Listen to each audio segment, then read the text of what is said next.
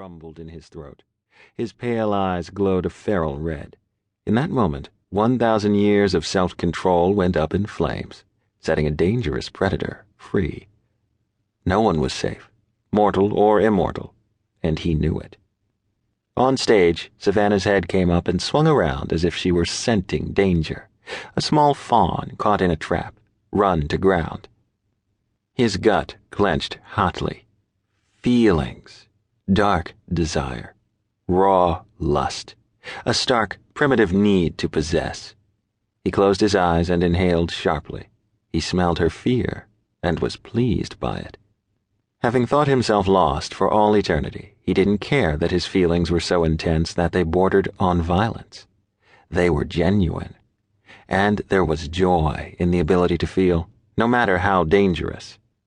It didn't matter to him that he had marked her unfairly, that she did not rightfully belong to him, that he had manipulated the outcome of their union even before her birth, that he had broken the laws of their people in order to have her.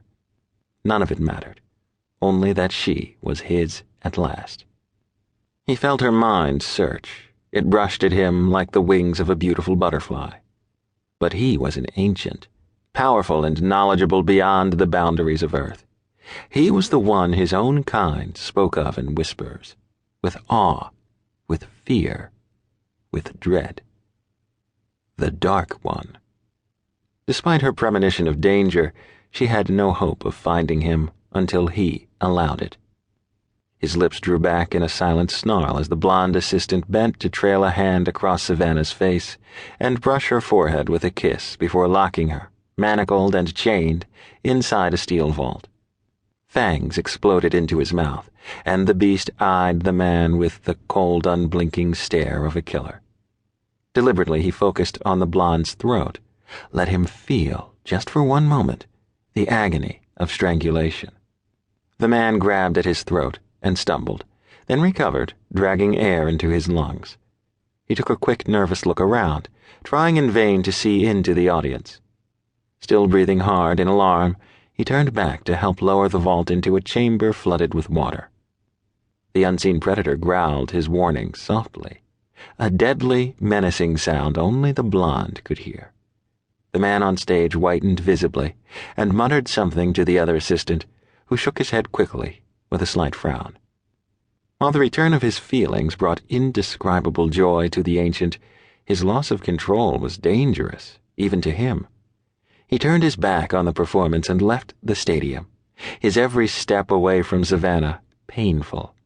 Still, he accepted the pain, rejoiced in his ability to feel it.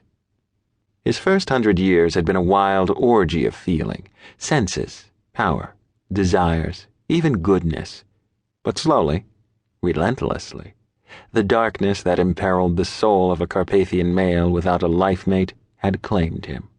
Emotions faded, colors disappeared, until he simply existed. He experimented, found knowledge and power, and paid the price for it. He fed, he hunted, he killed when he deemed it appropriate, and always the darkness thickened, threatening to taint his soul forever, to turn him into one of the damned, the undead. She was innocent. There was laughter in her, compassion, goodness. She was light to his darkness. A bitter smile curved his sensual mouth, touching it with cruelty. His bulging, sinewy muscles rippled. He tossed back his thick, jet-black, shoulder-length hair. His face became as harsh and merciless as he was. His pale eyes, which easily drew mortals, held them, entranced them, became the eyes of death, the silver slash of cold steel. Even from a distance he felt thunderous applause shake the ground, the roaring approval that signaled Savannah's escape from the flooded vault. He blended into the night, a sinister shadow impossible for either humans or his kind to detect. His patience was that of the earth itself, his stillness that of the mountains. He stood without moving amid the insanity of the crowds rowdily pouring out of the stadium and into their cars in the parking lot, creating the inevitable traffic jam. He knew where she was at every moment. He had made certain of their link when she was but a child, and not even death